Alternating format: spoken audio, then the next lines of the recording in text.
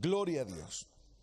En estos días he estado pensando en cómo todo en la vida se transforma. Todo, todo. Nada queda igual para siempre, hermano, nada. Ya sea a lo que tú lo apliques, sea la materia, sea las personas, sea los principios, sea la cultura, sea todo, todo cambia. Ya sea para bien o sea para mal, pero todo cambia. Nada es eterno, solamente Dios nomás, ¿me entiendes? Ahora, una de las cosas que uno debe asumir, ¿no es cierto?, es que todo en la vida cambia. Nada queda igual. Todas las construcciones se deterioran, todo cambia. ¿Por qué? Porque hay una fuerza constante, ¿no es cierto?, que nos impulsa y nos obliga al cambio. Ya sea en lo moral, sea en lo espiritual, sea en lo material, en todo. Y cuando nosotros somos puestos y expuestos a esos cambios, cuando sufrimos las crisis. Entonces es importante asumir el caos que trae el cambio, la transformación. Por ejemplo, aquella madre que está criando a sus hijos, ¿no es cierto? Y sus hijos comienzan a convertirse en adolescentes y dejan de ser los niños que eran siempre, ¿no es cierto? Y de pronto comienza a enfrentarse a crisis de adolescencia, a la rebeldía de los cabros, y la persona, esa madre, ese padre tiene que cambiar, tiene que tomar una actitud distinta. Si no la toma, sus hijos se le descarrían. Si no se pone firme, sus hijos se descarrían. Los gobiernos, las leyes van cambiando. Ustedes sabían que la ley va cambiando en pro de la necesidad de la ciudadanía. A medida que la maldad aumenta entre la gente, aumenta las leyes, aumenta los decretos, ¿no es cierto?, en todo orden de cosas, ¿no es cierto? ¿Por qué? Porque todo cambia, para bien o para mal. Hay una lucha constante entre el bien y el mal, entre la honestidad y las mentiras, el engaño, etcétera. Y eso hace que las cosas cambien. Y esos cambios nos van probando nosotros. Esos cambios nos van a nosotros testeando, ¿no es cierto? Esos cambios van probando nuestros principios, nuestra moral, todo lo que nos rodea, ¿me entienden? Y quiero hablar un poco acerca de eso esta noche. Aunque todos los cambios, ¿no es cierto?, se generan producto de presiones externas endógenas, también hay que asumir lo siguiente. Hay que asumir de que no todos los cambios son buenos. Hay cambios que son nefastos, ¿no es cierto? Como lo que ha estado experimentando, por ejemplo, la sociedad chilena con respecto, por ejemplo, al tema, ¿no es cierto?, de los principios morales, hombre, mujer y ahora el tercer sexo, ¿no es cierto? Que hay cambios que definitivamente no van para ningún parte, son cambios destructivos. Cambios, por ejemplo, que ha implementado la psicología en la educación chilena, por ejemplo, como por ejemplo que el niño hay que entenderlo, que hay que ir al psicólogo y esto y lo otro, y es evidente, ¿no es cierto?, porque no hay que ser un analista ni un cientista político, ¿no es cierto?, para darse cuenta cómo eso está deteriorando a la juventud más que arreglarla. De hecho, en muchos colegios, ¿no es cierto?, la gran masa se está contaminando por estos focos infecciosos, ¿no es cierto?, que se escudan tras las leyes, se escudan tras la política, se escudan tras un montón de tonteras, ¿no es cierto?, que hacen que las cosas realmente se denigren en vez de arreglarse, por ejemplo. Entonces, no porque algo cambie, el gran principio aquí a poner en relieve, eso significa que va a mejorar. No todo lo que cambia es mejor. Hay muchas cosas que han cambiado y se han puesto peores, ¿no es cierto? Una de las transformaciones que más se enseñan, ¿no es cierto?, precisamente son las que experimentan los seres creados. En este caso, que ahí hablo de seres creados porque podría limitar a los hombres. Pero quiero partir con el primer ejemplo, Luzbel, el que hoy conocido mundialmente como Satanás el Diablo. Hubo un día en la eternidad en que él era un querubín. Estaba en la casa de Dios, en el reino de Dios. Era uno de los seres de confianza de Dios. Uno de los grandes seres poderosos, según lo que explica, ¿no es cierto?, Ezequiel ahí entre líneas, ¿no es cierto? Y él era más encima un querubín protector del monte de Dios. Es decir, nosotros no podemos en nuestra mente humana poder imaginarnos la belleza que tenía, el conocimiento, el poderío, la confianza que tenía de Dios. Pero de hecho algunos teólogos han llegado a decir que casi era el brazo derecho de Dios en un momento de la eternidad, antes obviamente que Dios reconstruyera el mundo. Y vemos cómo un ser tan maravilloso, tan perfecto, experto en la adoración, alguien de la confianza íntima de Dios, se haya convertido en un Judas. Y haya querido en un momento ambicionar el trono mismo de Dios y haya incitado a una tercera parte del reino de los cielos a rebelarse contra Dios y querer destronarlo, es decir, un golpe de estado. Eso quería hacer, quería tomar él el control. Y uno se pregunta, ¿no es cierto?, un simple ser humano, ¿cómo un ser de tamaña magnitud, ¿no es cierto?, de tamaño poderío, ¿no es cierto?, de inmortal por todos lados, ¿no es cierto?, estamos hablando ya a nivel de dioses prácticamente, puede transformarse y decaer de esa manera? Cosas inexplicables, hermano, inexplicables.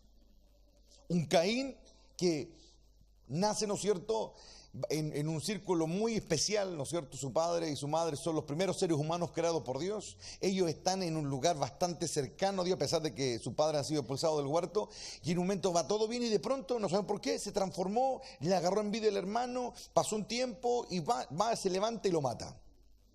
¿Quién se explica eso, hermano? Transformaciones inexplicables en la Biblia.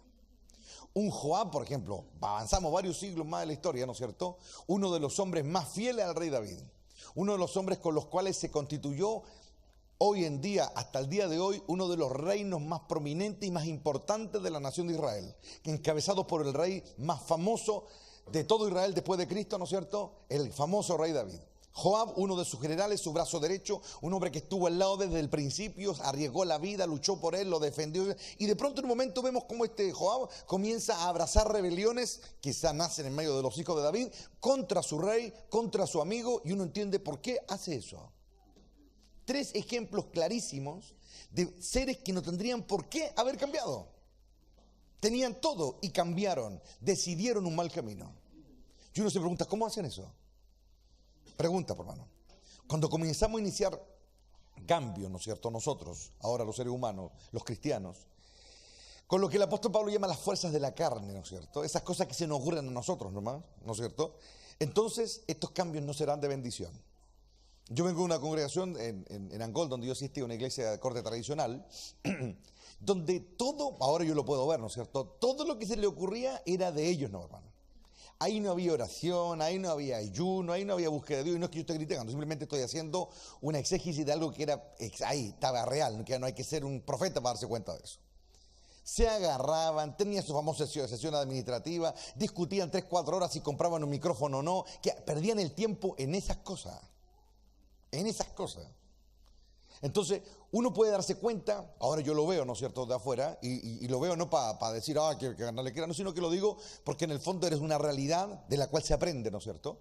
Yo digo, Señor, que diga, pasar 3-4 horas en ver que uno levantaba por la mano, pero yo decía emoción, no, que yo digo que, y allá aparecía el otro, no, que, y se agarraban a veces entre ellos, hermano.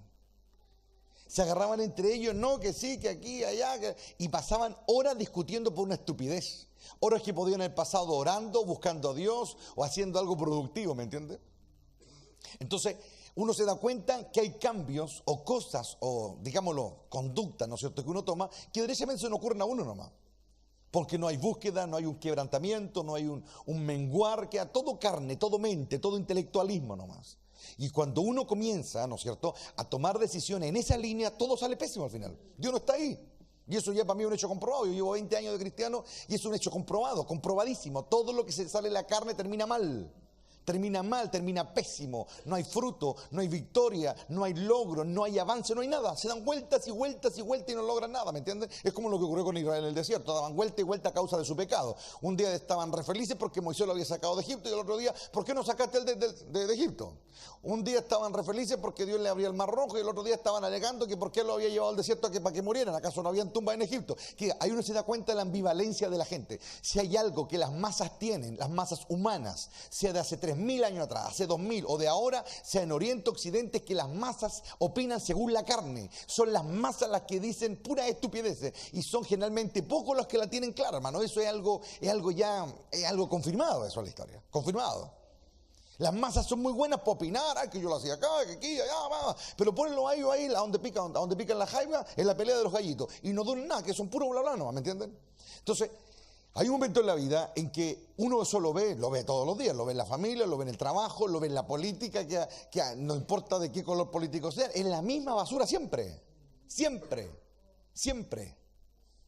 Yo he estado viendo las noticias en estos últimos días, ¿no es cierto?, el famoso caso Penti, todo lo que estaba saliendo en todos los noticieros, en todos lados, ¿no es cierto? Y uno de los mástiles, ¿no es cierto?, de la nueva mayoría, ¿no es cierto?, Saldívar, hoy día decía, ¿no es cierto?, en las noticias de La Tercera, decía, el daño que ha tenido nuestra presidenta es casi irrevocable, decía, imagínense. Ya esta cuestión no tiene arreglo. Dice que todos ahora están teniendo miedo que se levante un caudillo en este país y convulsiona a toda la nación contra toda la masa política. ¿Qué es lo que yo veo en eso? Veo un caos. Veo pura fuerza humana. Veo que a Dios lo dejaron a un lado y ahora yo les digo a los políticos, si alguien me ve, que se dé cuenta cómo sacaron a Dios de todas las cosas.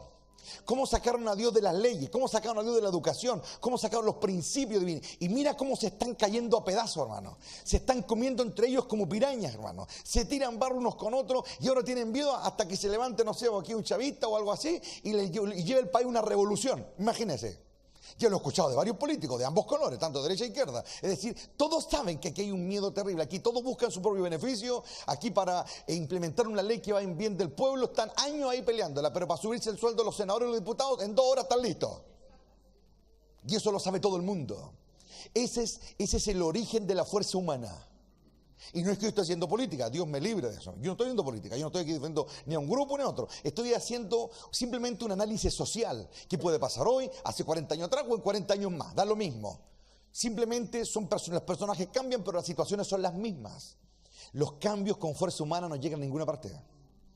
Para que los cambios realmente sean de bendición, tiene que haber una búsqueda de Dios primero. Tiene que haber una humillación delante de Dios. Debe haber un reconciliarse con Dios. Primero en lo individual, luego en lo comunitario y finalmente como nación hay que reconciliarse con Dios. Hay que poner a Dios primero. ¿Se da cuenta, no? Cuando uno ve la historia, por ejemplo, de los Kennedy, ¿no es cierto? Familia famosa, ¿no es cierto? De los mandatarios estadounidenses. Fue a él, al Kennedy, al que me han dado el balazo en la cabeza, el que promulgó la ley, hizo un edicto del Ejecutivo, ¿no es cierto?, al Parlamento, para sacar la oración de las escuelas y la lectura bíblica de los colegios. Mire cómo terminó. Haga un estudio, usted mira en internet, googlea un poco y se va a dar cuenta que esa familia terminó pésimo, pésimo. ¿Por qué? Porque sacan a Dios, por hermano. Hacen las cosas con su fuerza y eso no lleva a ninguna parte, nunca va a llevar a ninguna parte. Necesitamos todos, en todos los ámbitos de la vida, en la familia, en el trabajo, en la política, en todo, buscar la sabiduría que viene de Dios. Si Dios ha levantado naciones, superpotencias. Ve al otro lado, Israel, hace casi ¿cuánto? 60 años atrás, no siquiera eran un país, hoy son la 6ª potencia del mundo. Tecnología militar, tecnología en la ciencia, en la medicina, en todo. Ellos van punteros, ¿por qué? Porque son el pueblo de Dios, hermano. Odiados por todo. Y esa es una clave, todos lo odian, y es verdad. Todos lo odian, pero no pueden. 12 naciones fueron derrotadas en 7 días por un país que estaba recién formándose. ¿Qué me dice eso? Que cuando Dios está en algo se nota, hermano. Cuando Dios está en algo se nota. Cuando Dios está con la dueña de la casa se nota cómo va a guiar bien a los hijos porque lo hace con la autoridad de Dios. Cuando Dios está con un pastor donde quiera que esté, se nota porque la cuestión va para adelante, ¿me entiendes? Yo ahora daba gloria a Dios mientras escuchaba a la pastora, escuchaba, ¿no es cierto?, a Silvia ese año atrás le decían que no podía predicar. Y yo la veo aquí, parece metralleta.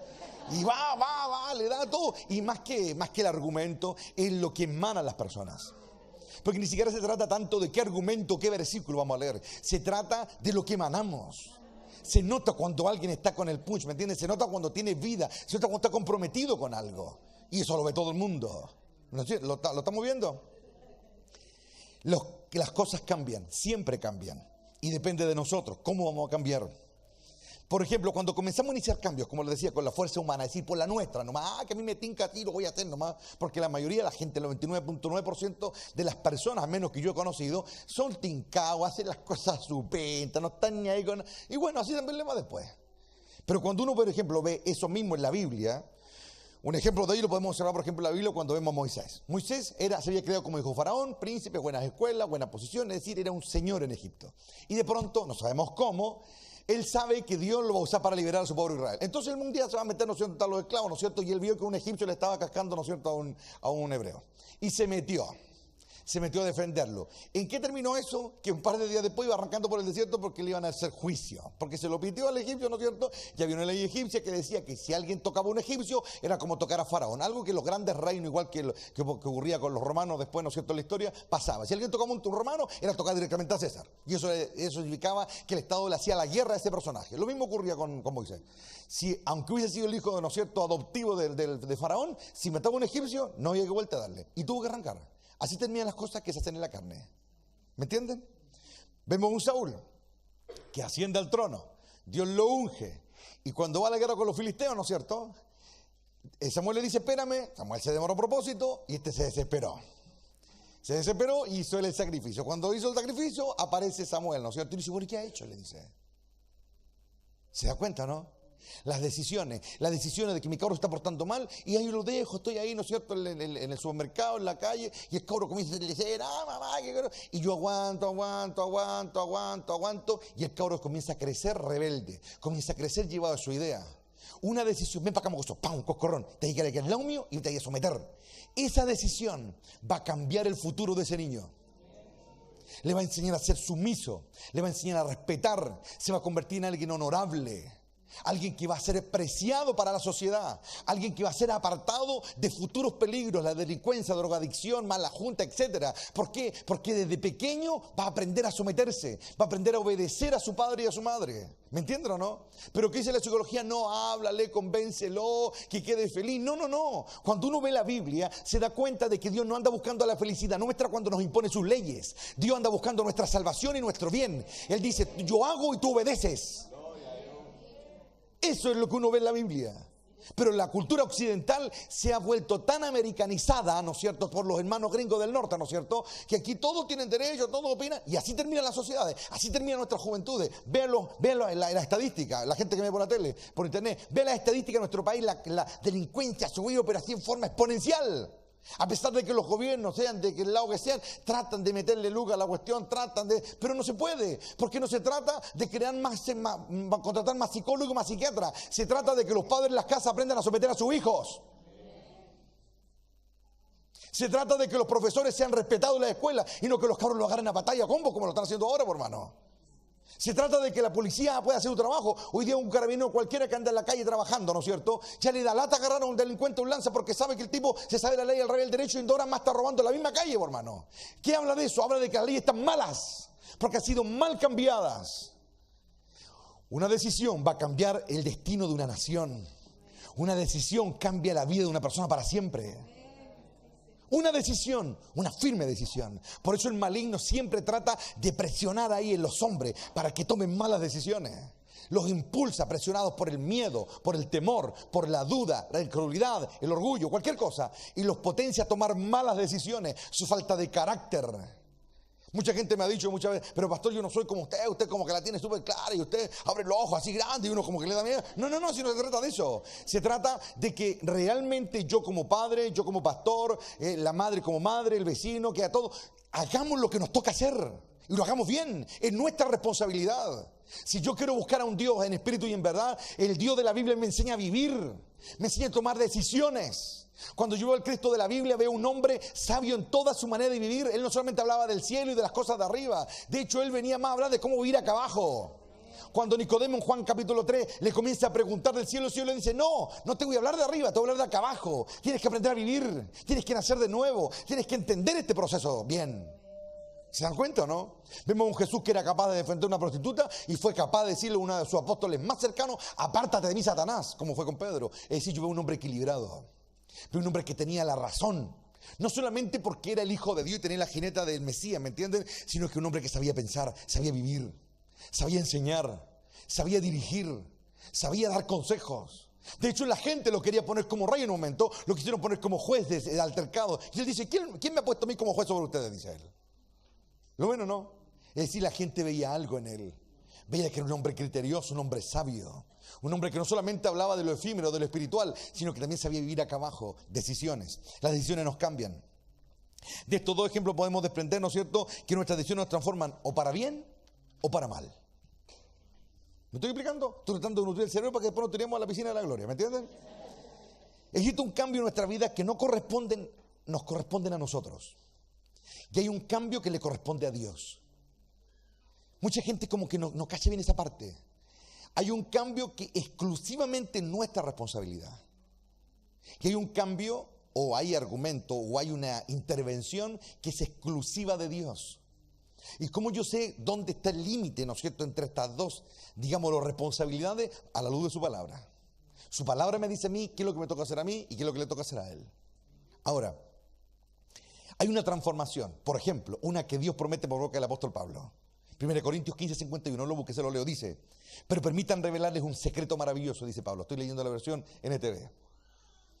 No todos moriremos, dice, pero todos seremos transformados. Es decir, Dios, por boca de Pablo, promete una transformación. Aunque tiene que ver con el arrebatamiento y todo un cuento, siempre vemos que Dios, para llegar al culmine de un proceso, Él tiene que ir dando pasos por el camino. Nadie se titula de médico, ¿no es cierto?, porque fue a la escuela un par de meses y listo. Son años, son pasos. ir quemando etapas para llegar un día a recibir el título, ¿no es cierto?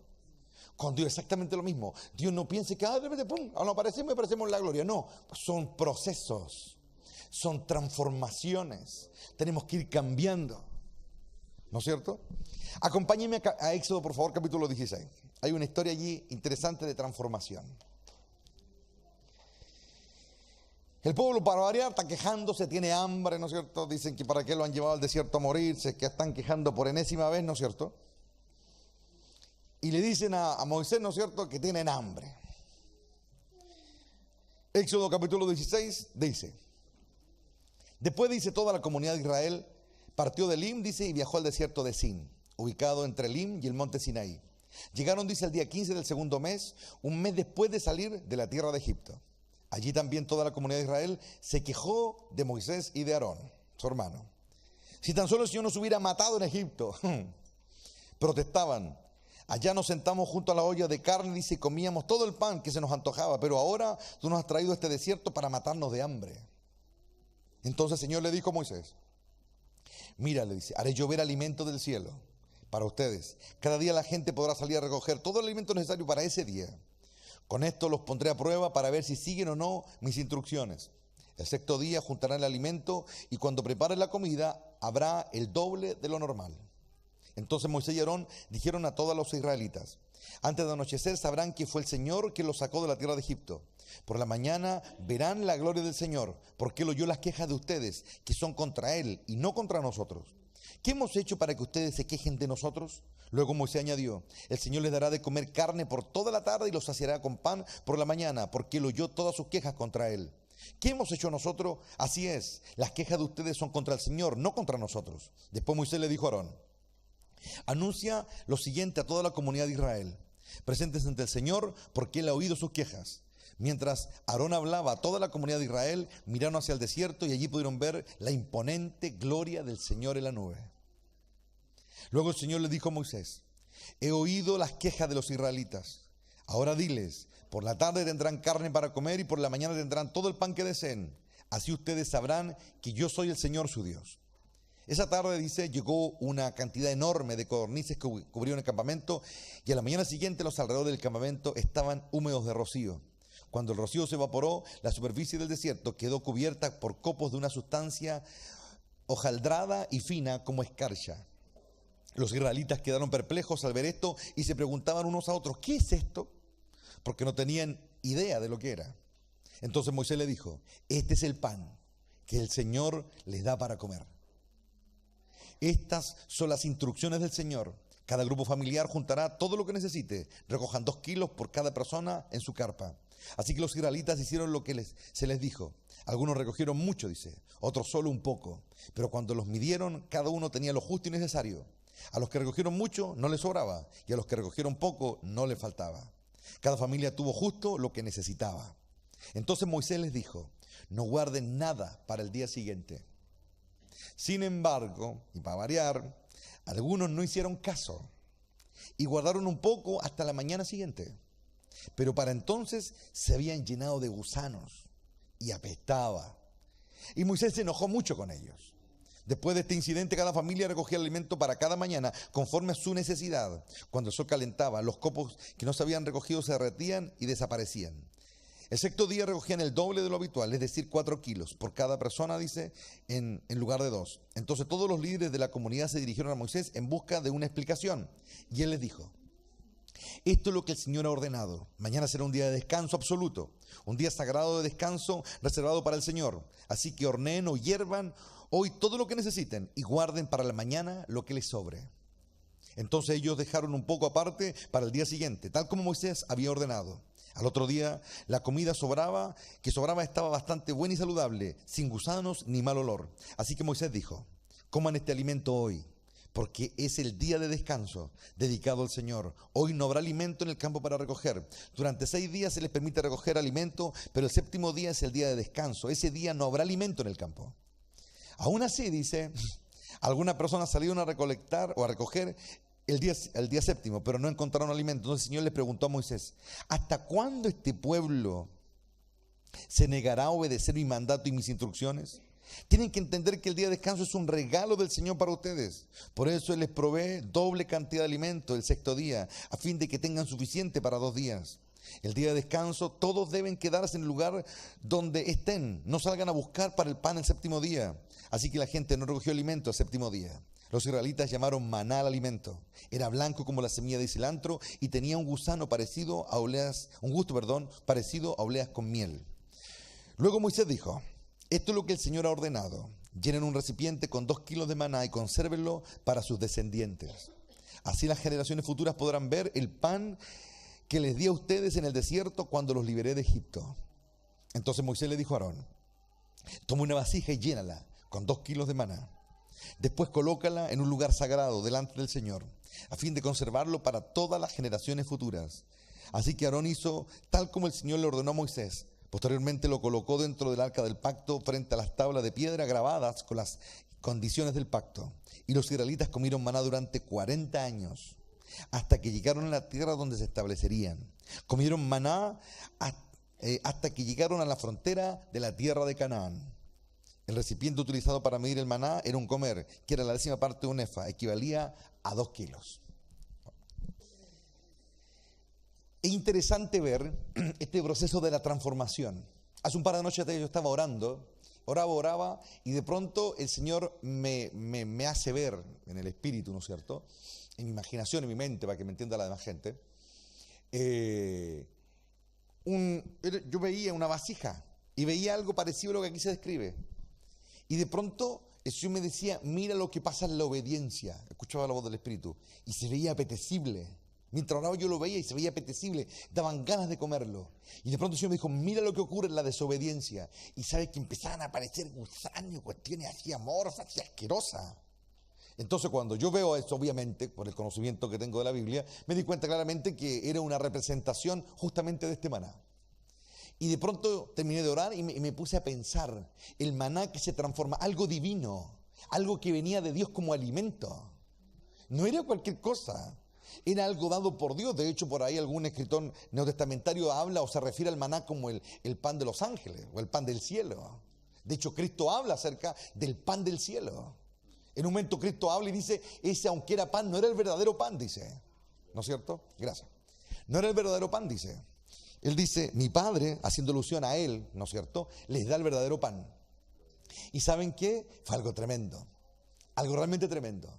Porque Dios sabe cómo es Israel, sabe cómo es la gente, sabe cómo somos nosotros, sabe nuestras actitudes. Estas rebeliones así día por medio que tenía Israel son las mismas que a nosotros nos envuelven una y otra vez. Nosotros no somos mejores que estos que están acá. Tenemos las mismas tendencias, las mismas inclinaciones. Le damos la espalda a Dios muchas veces de la misma manera. Otros son más avesados que otros, pero en el fondo es lo mismo. Siempre es lo mismo. Entonces hay un momento en que Dios me decía: ¿en qué se transforman las cosas?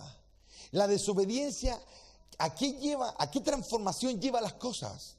Algo tan hermoso o algo tan maravilloso, algo tan deleitoso como lo era el maná, el pan de Dios. La desobediencia de un pueblo hacía que eso sagrado, eso puro, eso divino, eso celestial, ponle el apelativo que tú quieras, se convertía en algo asqueroso, algo que repugnaba. La desobediencia de la gente. Entonces hay un momento en que Dios me hacía entender lo siguiente: me hacía ver a su Hijo como el verdadero pan del cielo. Hay un salmo que hablaba con respecto, un salmo mesiánico, que hablaba con respecto a Cristo, y Dios prometía, Él decía: mi santo no verá corrupción, de Dios, decía. No verá corrupción. Y ahí se diferencia el pan verdadero del falso. O más bien dicho, el pan realmente alimenticio con el otro, que es para pasar el día o el rato nomás, ¿me entienden? Hay una comida que, hermano, se nos echa a perder a nosotros. Es la comida que Dios nos da a veces y se echa a perder los corazones corruptos. Dios nos puede dar la palabra, la enseñanza, nos puede dar la directriz, cómo tenemos que vivir, pero nuestra maldad, nuestro orgullo, nuestra soberbia, nuestro ser sabio, nuestra propia opinión, el hacer las cosas a nuestra manera, hace que esa palabra bendita aquí se vuelva gusanos. Se vuelva gusano y no nos resulta nada. Y todo sale para atrás, todo para atrás. Hay un momento en que Dios nos dice: tienes que cambiar. Es tu decisión. Es la obediencia la que hará que el pan permanezca. En la obediencia, lo que hará, alguien dijo por ahí, en la ganancia está en la obediencia, en obedecer en los mandatos de Dios. En un momento Dios le dice a Moisés, Dios se aparece, ¿no es cierto?, en la nube, el otro día lo investigamos, y en la tormenta. En la tormenta Dios se apareció a una distancia del pueblo, todo Israel, una comunidad de cerca de 2 millones de personas, vieron la manifestación gloriosa de Dios y Dios habló desde la nube y los escuchó Moisés y los escuchó el pueblo. Y Dios le dice a Moisés, ¿hasta cuándo? Le dice, este pueblo me va a desobedecer. ¿Hasta cuándo van a hacer las cosas a su pinta? ¿Hasta cuándo? ¿Cuándo van a aprender a cachar el moño, un buen chileno? ¿Me entienden? ¿Cuándo? ¿Cuándo van a aprender a reconocer que mi conocimiento y mi sabiduría exceden en forma infinita la de estas pobres 2 millones de mentes que están ahí dando vuelta en el desierto? ¿Hasta cuándo? ¿Hasta cuándo me van a provocar? ¿Se dan cuenta o no? Entonces a mí eso que usted me hace pensar, ¿me entienden? Yo no quiero que Dios me dé comida a mí y se me eche a perder y al final no logre nada, ¿me entienden? Pero también el mandato de Dios hace de que las cosas perduren. Dios le dijo, el 6.º día no van a recoger. No van a salir el 7.º, perdón, a recoger. Con el 6.º recojan el doble, les doy permiso.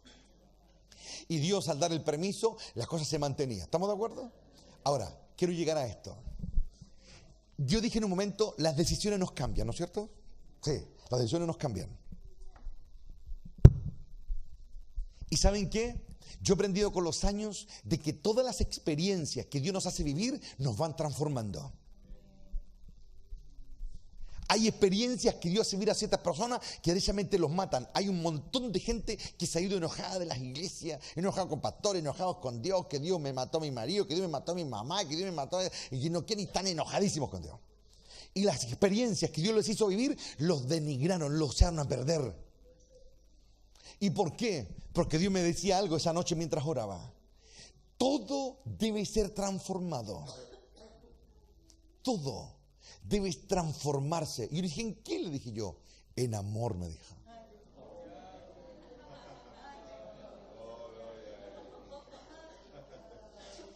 Si todas las vivencias, buenas y malas, todos los días, buenos y malos, no se transforman en amor, o las victorias nos vuelven arrogantes, o las derrotas nos amargan.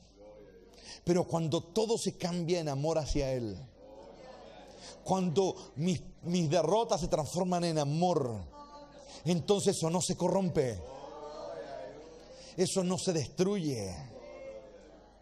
Cuando yo veo a un apóstol Pablo que está ahí, ¿no es cierto?, preso con Silas en la cárcel y han sido golpeados, maltratados, vituperiados, calumniados, etc. Es decir, cualquier persona en esa posición, hermano, es para que esté con la vena hinchadísima, quiera vengarse de todo, esté enojado, esté frustrado. Lo único que quiere, le clama a Dios, ora a Dios para que se vengue su enemigo. Mira, Señor, vinimos a predicarle a esto, nos han pegado, nos han golpeado, mándale fuego sobre ellos.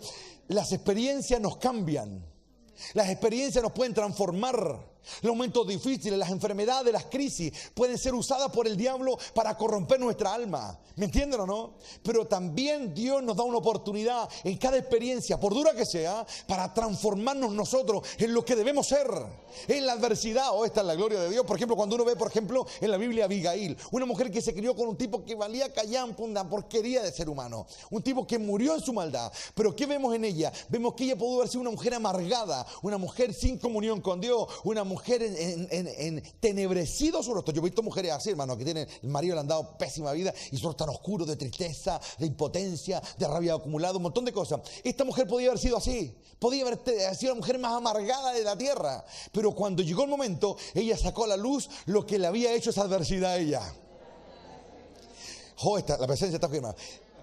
En un momento, cuando David pide ayuda, ¿no es cierto?, al marido de esta mujer, y él dice, ¿qué tengo yo que ver con ese?, ¿no es cierto? Y David se desespera y dice, hoy voy a matar a toda esa familia, a toda esa casa, no va a quedar ni uno solo vivo. ¿Por qué? Porque David tuvo un momento de rabia.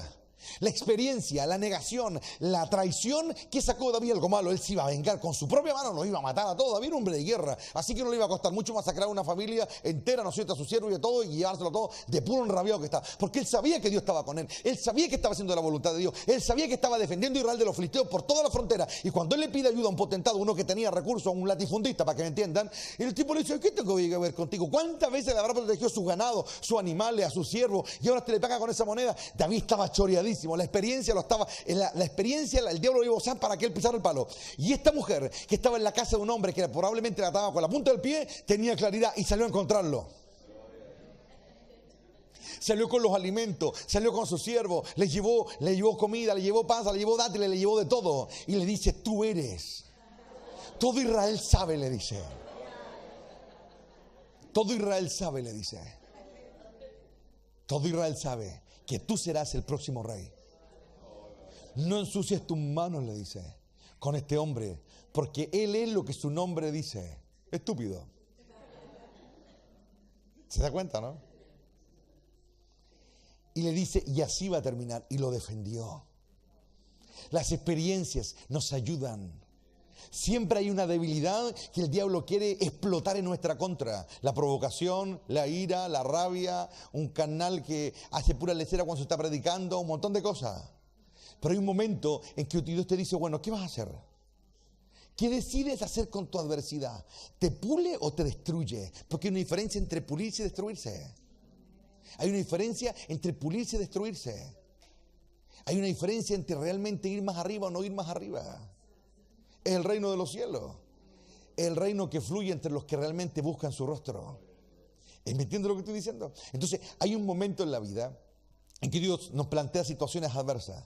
Y en un momento Dios dice, bueno, yo voy a hacer que este hombre cambie. Cuando Dios habla con Ananías, ¿no es cierto? Y le dice, anda y ora por Pablo.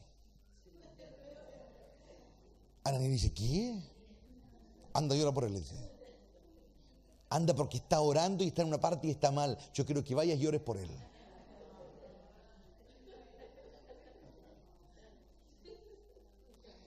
Y Ananías le dice, pero Señor, ¿estás seguro? Saulo de Tarso, el que persigue la iglesia, el que ha matado a muchos. ¿Tú quieres que yo vaya y ore por él? Sí, le dice.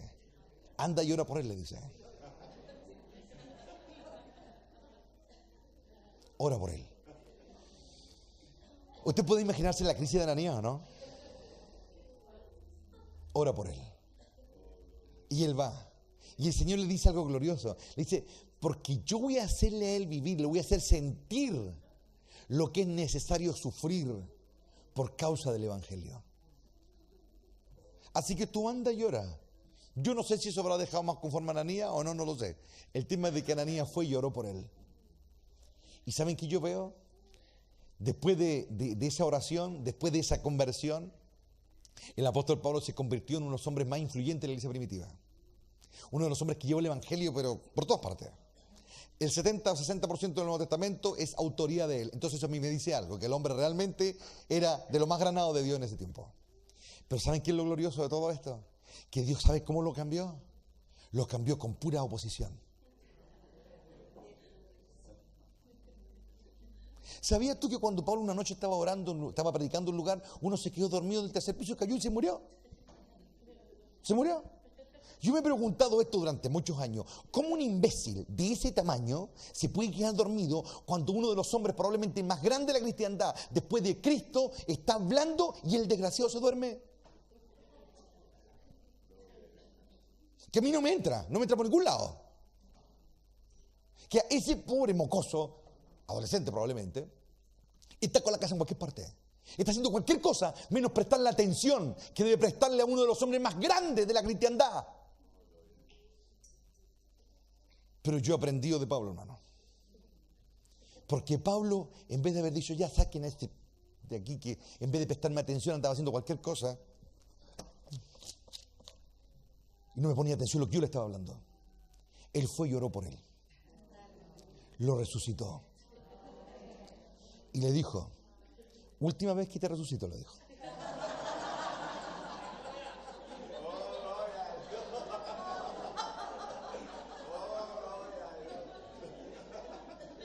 Última vez.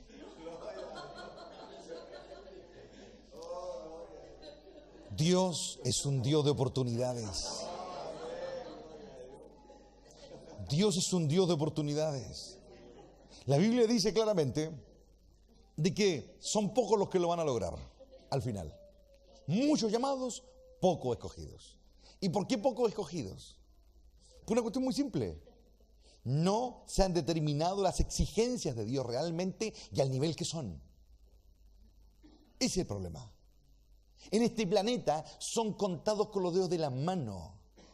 En todos los países del mundo, contados con los dedos de la mano, los hombres que plantean el Evangelio tal como es. La gran mayoría plantean un evangelio suave, dócil, que a la gente no le moleste, que a la gente no le duela, que no se hiera ni se incomode. Entonces la gente no puede pulirse para estar preparándose algún día para estar frente a Dios, que es realmente la autoridad máxima. Tan temible es su presencia que los salmistas dicen que nadie puede estar en pie delante de Él. Que su presencia es temible, temible. Provoca temeridad su presencia. Cuando Moisés subió a la montaña y estuvo rodeado por el torbellino de Dios, dijo: estoy espantado, dijo. La gente le han plantado un Dios así chiquitito, así, que se lo mete en el bolsillo y hace lo que quiere con él. El Dios de la Biblia es un Dios que cuando aparece la gente sale arrancando. Porque Él es impresionante en poder, en fuerza, en dominio. La tierra tiembla ante Él, los collados se inclinan, los mares se acallan. El universo se acalla cuando Él se enoja. Hay que tomarle la altura al Dios que está en los cielos. En la Biblia hubieron hombres que representaron muy bien a Dios. Un Samuel que cuando va a Belén a ungir a David, la gente cuando lo ve entrar por la calle principal del poblado de Belén le dice: ¿tú vienes en paz o tienes algún problema con alguien acá? Era la presencia de Dios sobre ellos. La adversidad te puede transformar. Y aquí viene la gloria, hermano. Dios ni con su Hijo amado hizo una excepción. Ni con su Hijo amado, el que está hoy sentado a la diestra de Dios, a quien se le dio la corona de Rey de Reyes, ni con Él hizo una excepción el Altísimo. Ni con Él lo metió también al Getsemaní, donde se prensan las olivas, donde se sufre, donde se hay angustia. Y allí lo transformó. Lo transformó en alguien igual a Él. Porque Cristo sabía lo que se le venía. Él lo venía diciendo una y otra vez. Los apóstoles no querían oír que Él era necesario que muriera y todo. Pero en aquella noche terrible en la que nuestro Rey tuvo que pasar la gran prueba de su vida, estando en esa oscuridad, en ese Getsemaní, uno lo ve a Cristo como realmente estaba por dentro, destrozado, hermano. Destrozado emocionalmente, físicamente, transpiraba sangre. Es decir, está a punto de colapsar. De hecho, en un momento Él dice: no quiero que me vean así. Él pide ayuda. ¿Cuándo Jesús había pedido ayuda para orar? ¿Cuándo? ¿Cuándo? Nunca. Él oraba noches enteras. Hay historias que dicen que cuando Él oraba se sentía como temblaba la tierra. Pero en aquella noche Él le pidió a los apóstoles, esos que andaban al 3 y al 4, cómo estaría de mal, cómo estaría de afligido. Pero Dios estaba usando eso para transformarlo. Y nuestro Rey, toda esa adversidad, toda esa oscuridad, toda esa agresión espiritual que está más allá de nuestros conceptos de entendimiento, lo estaban transformando. Y se notó. ¿Qué estás haciendo con tu dolor? ¿Qué haces con esos momentos, esas cosas que te torturan? ¿Qué haces con eso? ¿Son las que no te dejan orar? ¿Son las que argumenta tu corazón cuando estás frente a Dios y le dices ¿por qué? ¿Por qué? ¿Por qué? Cuando el corazón comienza con los ¿por qué? Es porque está enojado con Dios. Eso es una clave esa. Cuando uno está choreado, cuando uno sabe que Dios es el absoluto responsable de todas las penurias que uno está pasando. Porque el que de verdad tiene comunión con Dios sabe que ni una hoja de árbol cae si Dios no lo quiere. Entonces cuando Dios permite que alguien me calumnie, cuando Dios permite que alguien me traicione, cuando Dios permite que alguien no me valore, ese es Dios, no es el hombre, no es el diablo, ese es Dios. Y hay un momento que uno comienza a chorearse con la gente, pero finalmente uno llega al origen de todas las cosas, que es nuestro Padre. Él inició la tormenta y Él la calma. Los profetas decían: Dios hace la herida y Dios la cura. Transforma tu dolor en amor. Nuestro Rey pudo haberse llenado de ira, de rabia, sed de venganza en la cruz del Calvario, pero Él estaba juntando todo esa sed de venganza, probablemente estaba juntando todo eso y la estaba transformando dentro de Él. Él estaba dando oportunidad. ¿Sabe lo que es de estar en la cruz como Él estaba viviendo la agonía que Él vivía? Y decirle: Padre, no les tomes en cuenta esto. Ese es quebrarle la mano al diablo. Y Dios se lo hizo a su hijo, hermano. A su hijo. ¿Qué más te queda a ti y a mí si tomamos en serio el Evangelio? Hay mucha gente que nunca va a pasar nada de esto, porque son visitas, son turistas en la iglesia, hermano. Aquí andan en una, en otra, aquí. Son turistas, nunca cambian. Pero el verdadero cambio es ese. Es una cruz. Es clavarse y morir. No hay otra forma. No hay otra forma. Dios no viene a arreglarnos la vida. Dios no viene a complicar la vida. Literalmente Dios no viene a desgraciar la vida. Eso viene. Sí. ¿Sabes por qué? Porque la única manera de que el árbol crezca sano es cortarlo de raíz. Dios lo hizo con un rey allá en Babilonia, en Nabucodonosor. Lo cortó y lo dejó ahí choco en el suelo. Lo tiró afuera. Lo dejó como un animal. Le crecían las uñas como garras. Se enloqueció. Y allí en su tormento, en su dolor, Dios le enseñó quién es el que manda. Y cuando él salió de su locura, salió de su angustia, ¡pah!, lo soltó el espíritu de locura, las tinieblas que lo asediaban, y él levantó las manos al cielo y dijo: yo alabo al Dios del cielo, dijo. Así Dios forma adoradores. No son congresos de adoración, hermano. Esa estupidez, eso no existe. Yo no aprendo a adorar en un concierto, por hermano, eso es una estupidez. Yo aprendo a adorar en una cruz. Dios busca adoradores y todos piensan en los conciertos, en los CD, en todo, que están populares, sobre todo en Latinoamérica. Dios no está ahí.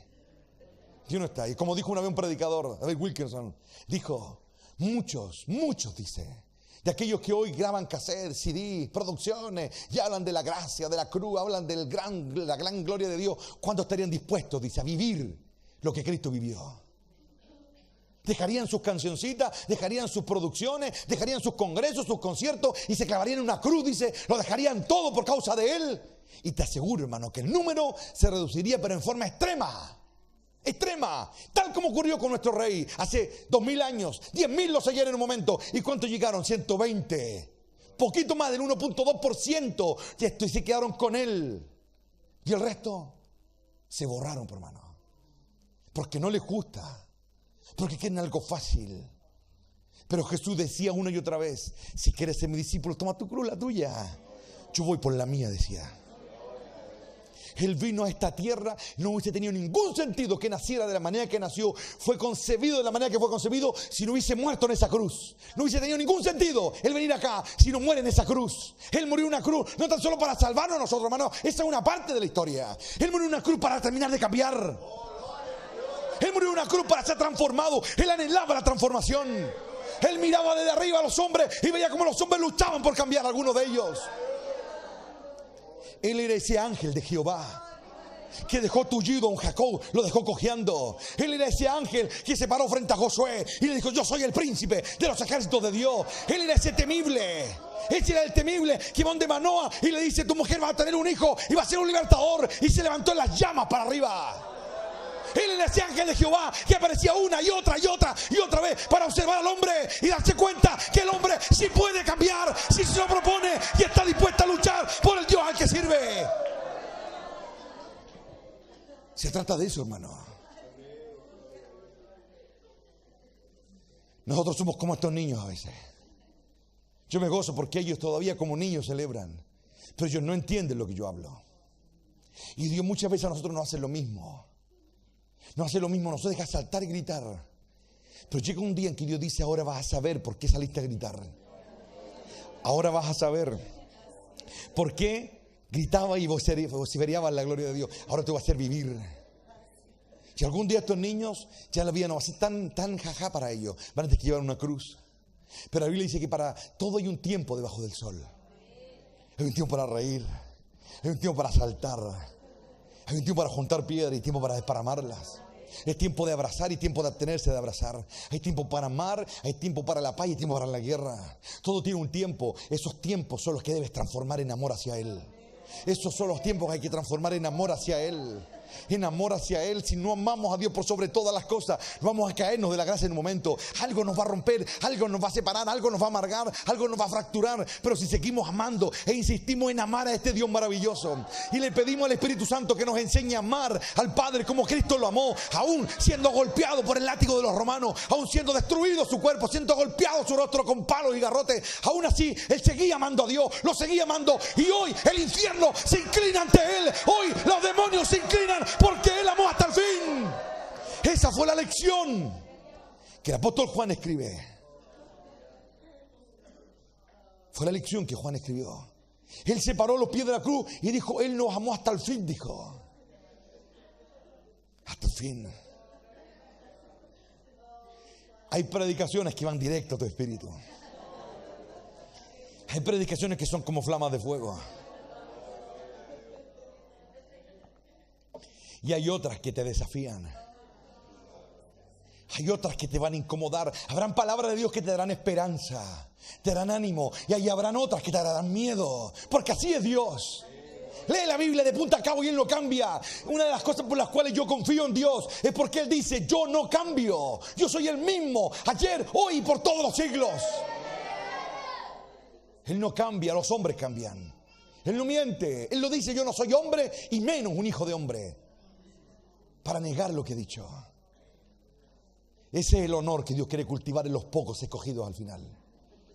Hombres que den la vida por Él. Cuando yo leo el Apocalipsis y veo ahí a 120,000, 12,000 y 144,000 que son su pueblo, serán perseguidos, dice. Los torturarán, los perseguirán y ellos no van a retroceder, dice. Será la última espiga que Dios va a sacar a la tierra. Porque son hebreos. Ese pueblo que lo ha negado, ese pueblo que le ha dado la espalda durante 2000 años a Dios, como nación me refiero yo. Llegará un día que de ahí Dios va a sacar a los más fieles. Los van a perseguir, los van a torturar, los van a matar y ellos no van a retroceder. Van a defender a pie junto a su Mesías. Y en aquel día el diablo va a quedar con la boca callada y cerrada.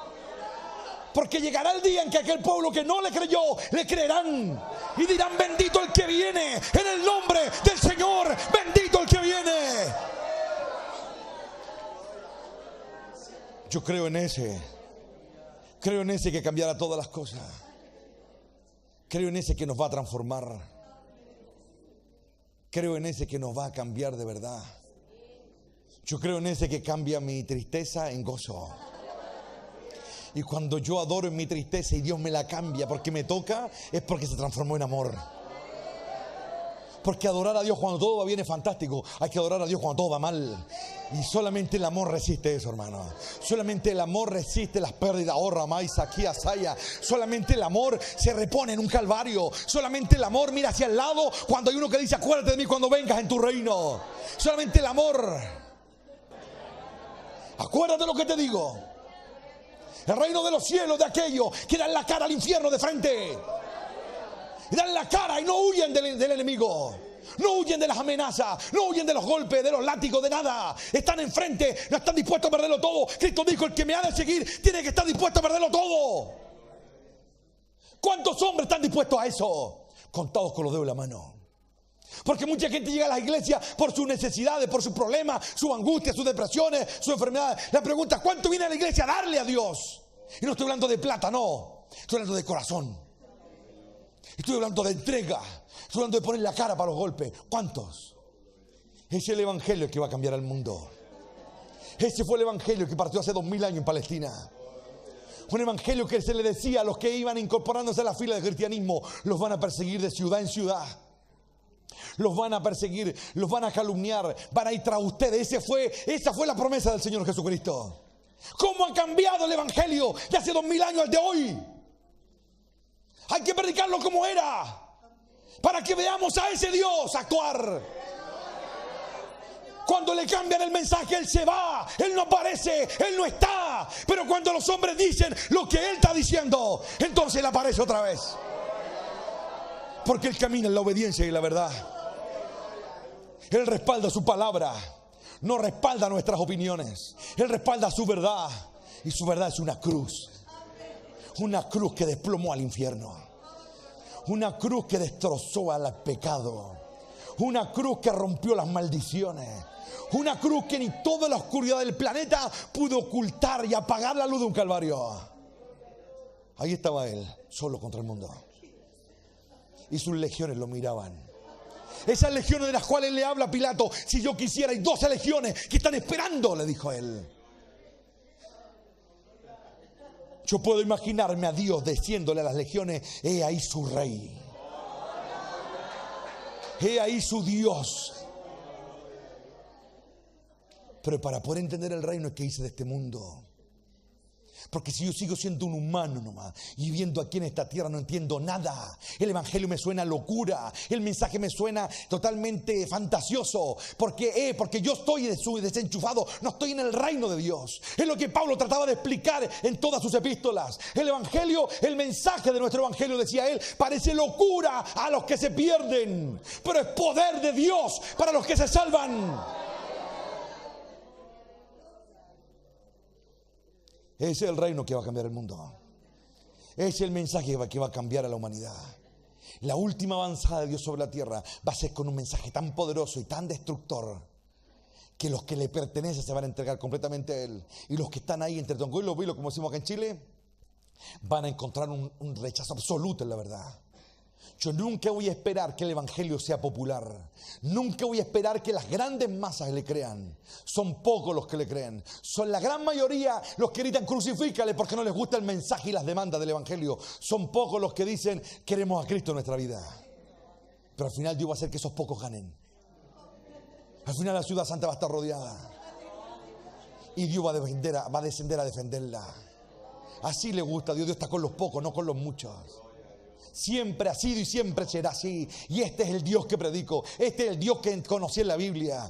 Un Dios que me dice, si quieres seguirme, toma tu cruz y sígueme. Y me empecé a dar cuenta que en esa cruz estaba la gloria, hermano. Estaba la honra y el honor. Comencé a entender que en ese mensaje estaba el desafío para ser transformado. Estaba el cambio, ahí estaban los golpes que me iban a pulir, estaban los golpes que me iban a transformar. Hay golpes que destruyen, hay golpes que matan y hay otros que dan vida. Y vida en abundancia. Los golpes son como en la cruzada, como el padre le dice a su hijo, para que no te olvides. Nuestro rey fue restaurado, todo su cuerpo, todo que fue destrozado, tanto golpe. Pero Dios le dejó marcas. Y esas marcas las tiene por la eternidad. Esas marcas hacen que naciones se inclinen ante Él. Eso hace que el cielo se incline ante Él. Los seres vivientes se inclinan ante Él al ver las marcas en su costado. Las marcas cambiaron a un incrédulo en un creyente. ¿Se cuenta el poder de las marcas o no? Tomás estuvo cerca de 3 años con el Señor y no cambió. Siguió siendo un incrédulo. Llegó el momento de la hora, del momento de los que hubo y pura duda, puro miedo, pura confusión. Pero cuando el Señor se le acercó, dijo, ven, le dijo, mete tus dedos aquí, le dijo. Mete tus dedos en mi costado. La Biblia dice que Tomás cayó de rodillas y dijo, Dios mío. ¿Te das cuenta de lo que hace una herida, no? Nadie ha hablado como Cristo, nadie. Nadie ha podido pronunciar las palabras que Él pronunció y con la autoridad que Él lo hizo. Y ni esas palabras cambiaron a un Tomás. Entonces a mí no me impresiona que haya gente que tampoco me quiera escuchar en este tiempo. Pero una herida que yo pueda tocar, va a cambiar a generaciones.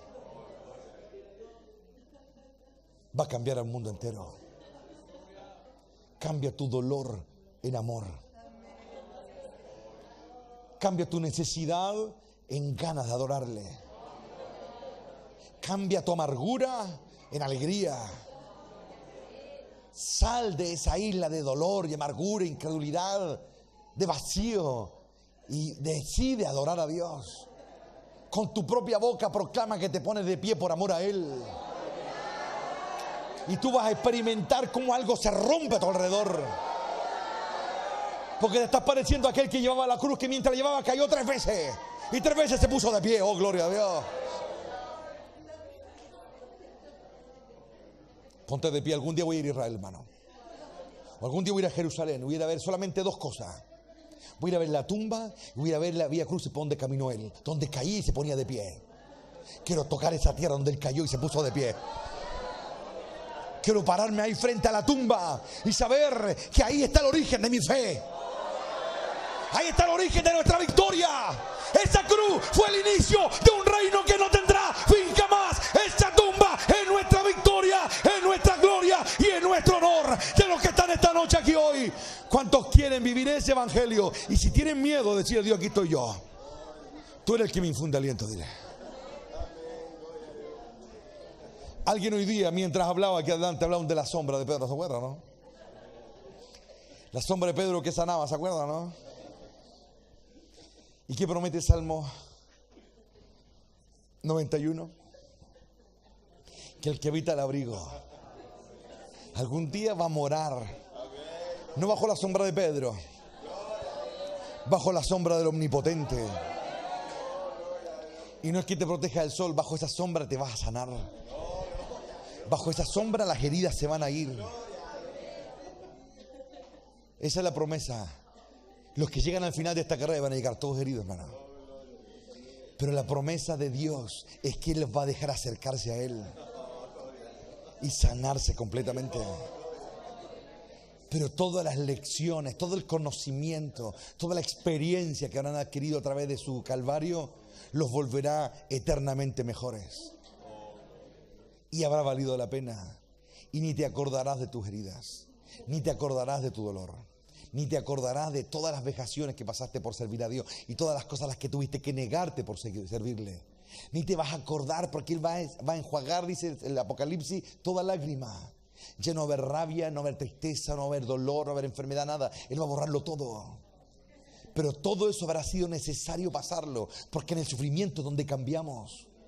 Es la adversidad donde somos transformados, donde aprendemos humildad, donde aprendemos fe, perseverancia, constancia. Por eso Dios hizo pasar a su Hijo por lo que pasó, porque donde lo iba a poner no podía fallar. Y el Hijo aceptó el trato y pasó todo y resucitó. Y hoy Él es uno de nosotros. Por eso alguien dijo, ahora hay uno en el cielo que puede compadecerse de nuestras debilidades. Por eso Cristo es tan especial. No solamente porque nació virginalmente, si eso no le costó nada, hermano. A Él no le costó nada poner la mano sobre el enfermo y sanar, porque era el poder de Dios actuando en Él. Eso era el poder de Dios. Lo que Él hizo, lo que Él decidió hacer, eso fue lo que lo cambió. Decide bien. Entonces cuando te toque pasar adversidades, pruebas, dificultades, enfermedades, tribulaciones, provocaciones, etcétera, bueno, encáusala, transfórmala. Transforma toda esa rabia en las rodillas. Transforma toda esa tristeza, todas esas frustraciones, todas esas limitancias. Ora y clama hasta quebrantar lo que te ata. Porque el maligno tiene una esperanza de que tú y yo nos rindamos en la prueba. Tiene una esperanza de que tú y yo perdamos nuestra fe, perdamos nuestra esperanza. Esa es la esperanza del maligno. Y eso es lo que él espera. Pero nosotros tenemos que estar firmemente arraigados en la roca, como dice el apóstol Pablo. Estar completamente convencidos, como Pablo lo dice en sus cartas, de que a él nada ni nadie lo va a separar del amor de Dios. Ni peligro, ni hambre, ni desnudez, ni miseria, ni nada. Nada lo va a separar. Entonces cuando te toque vivir algo difícil, porque cuando todo va bien, no hay problema, hermano. Cuando el viento va en la popa, como dice el marinero, es fácil. El problema es cuando la cosa se pone contraria. Ahí es cuando se prueba nuestra fe. Ahí es cuando se prueba nuestro valor. Se prueba nuestro amor, nuestra fe, nuestra esperanza. A eso le tiene miedo el diablo. Cuando un creyente decide ir contra la corriente. Ahí es cuando se nota. Decídelo tú también. Todo cambia. Como dijo Einstein, nada, la energía no se destruye, dijo él. Solo cambia de forma.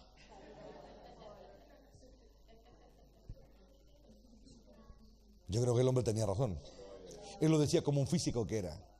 Pero eso es un principio no solamente que aplicable a la física. Ese es un principio aplicable a la vida. A la vida entera. Así que procuremos eso, hermano. Que esta semana sea buena. Y eso es una decisión. Acorázate en su amor. Acorázate en su fidelidad. Acorázate en sus promesas. Dile al Señor, tapa mis oídos para no escuchar ninguna voz del infierno, porque yo solo quiero escucharte a ti, dile. Dios te va a probar hasta que lo superes. Hasta que lo superes. Amén. Tome la mano de alguien, pero vamos a darle gracias al Señor. Padre eterno que estás en lo alto. En esta tarde, Padre, bendecimos tu gran nombre.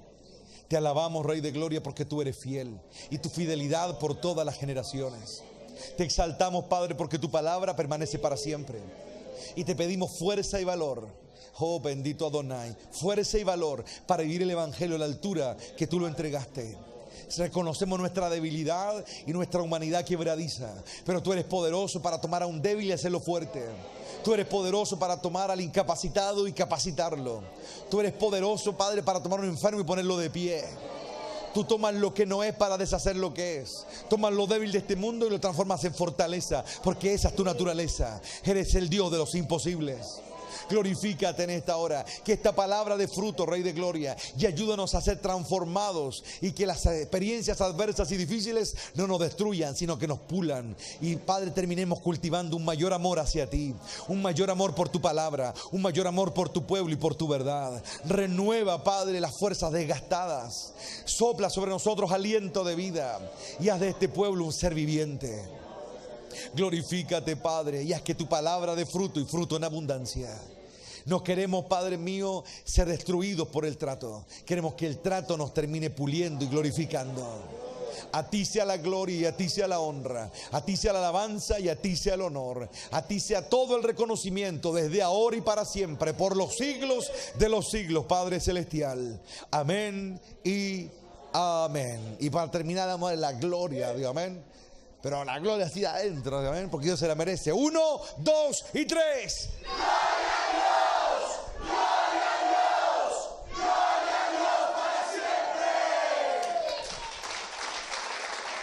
Aleluya.